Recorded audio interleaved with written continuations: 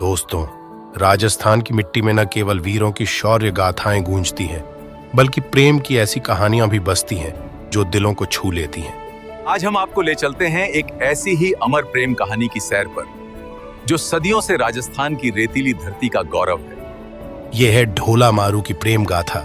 एक ऐसा प्रेम जो समय, साजिशों और रेगिस्तान की आंधियों को पार कर अमर हो गया। क्या आप तैयार हैं इस दिलकश सफर में डूबने के लिए? तो चलिए शुरू करते हैं। राजस्थान की धरती वीरों के शौर्य और बलिदान के लिए मशहूर है। यहाँ के योद्धाओं की गाथाएं आज भी गर्व से सुनाई जाती हैं। लेकिन इस धरती पर केवल वीरता की कहानियां ही नहीं, बल्कि प्रेम की ऐसी गाथाएं भी हैं जो आज भी उतनी ही प्रचलित हैं। आज हम बात कर रहे हैं राजस्थान की सबसे चर्चित प्रेम कहानी, जो इतिहास में ढोला मारू के नाम से विख्यात है। इस प्रेमी जोड़े का जिक्र आज भी यहाँ के लोगों की जुबान पर है। नरवर के राजा नल के 3 साल के पुत्र शालिह कुमार का विवाह बचपन में जांगल देश यानी बीकानेर के पुंगल ठिकाने के स्वामी पंवर राजा पिंगल की पुत्री मारू से हुआ था। चूंकि दोनों अभी बहुत छोटे थे, इसलिए दुल्हन को ससुराल नहीं ले जाया गया। समय बीतता गया और बड़े होने पर शालिह कुमार की दूसरी शादी मालवनी से कर दी गई। इस बीच राजकुमार अपनी बचपन की शादी को भूल चुके थे। उधर जांगल देश की राजकुमारी मारू अब बड़ी हो चुकी थी। उसकी खूबसूरती के चर्चे दूर दूर तक फैलने लगे थे। माता पिता ने उसे ले जाने के लिए नरवर में कई संदेश भेजे, लेकिन कोई भी संदेश राजकुमार तक नहीं पहुंच सका, क्योंकि राजकुमार की दूसरी पत्नी मालवनी ईर्ष्या के कारण राजा पिंगल के संदेशवाहकों को राजकुमार के पास पहुंचने से पहले ही मरवा देती थी। उसे डर था कि अगर राजकुमार को अपनी पहली पत्नी के बारे में कुछ याद आ गया तो वह उसे छोड़कर मारू के पास चला जाएगा। इस डर का सबसे बड़ा कारण यह भी था कि मारू की सुंदरता बेमिसाल थी। इधर राजकुमारी मारू शालिह कुमार के ख्वाबों में खोई रहती थी। एक रात उसे सपने में शालिह कुमार दिखाई दिए और वह वियोग की अग्नि में जलने लगी। न उसे खाने में रुचि रही, न ही किसी अन्य काम में। उसकी यह हालत देखकर उसकी मां ने राजा पिंगल से फिर से संदेश भेजने का आग्रह किया। तब राजा पिंगल ने एक योजना बनाई और अपने राज्य के एक चतुर ढोली को नरवर भेजने का फैसला किया।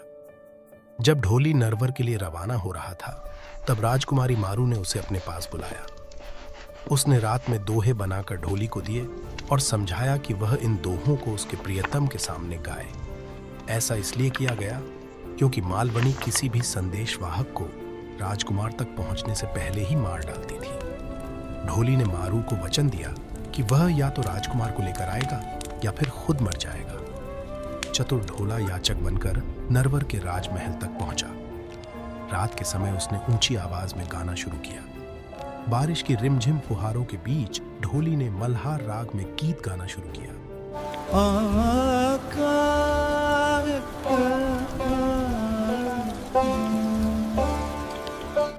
मल्हार राग का मधुर संगीत राजकुमार के कानों में गूंजा और वह झूमने लगा।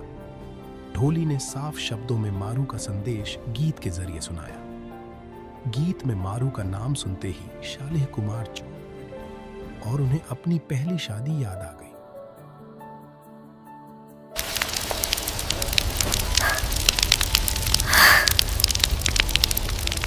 ढोली ने गाकर बताया कि उनकी प्रियतमा कितनी सुंदर है और उनकी याद में कितने वियोग में जल रही है।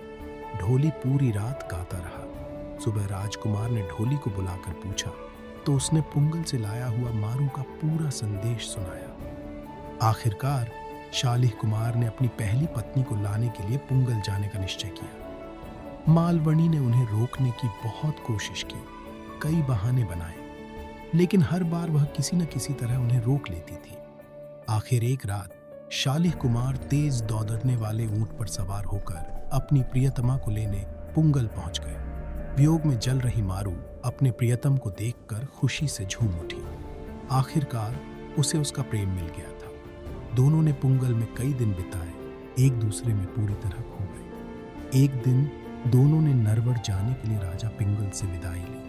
कहते हैं रास्ते के रेगिस्तान में घूम रखे राजकुमारी मारू को हासिल करने की साजिश रची गई। उमर सुमरा जो शालिह कुमार को मारकर मारू को पाना चाहता था, अपने रास्ते में जाजम बिछाकर महफिल सजाई। जब राजकुमार अपनी खूबसूरत पत्नी को लेकर वहां से गुजरे तो उमर ने उन्हें मनोहार के लिए रोक लिया। राजकुमार ने मारू को ऊंट पर बैठे रहने दिया और खुद उमर के साथ अफीम की मनोहार में बैठ गए। इधर ढोली गा रहा था।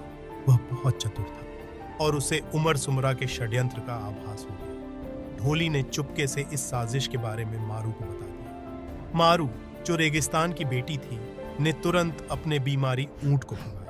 ऊंट को रोकने के लिए राजकुमार जैसे ही पास आए, मारू ने कहा, जल्दी ऊंट पर चढ़ो, ये तुम्हें मारना चाहते हैं।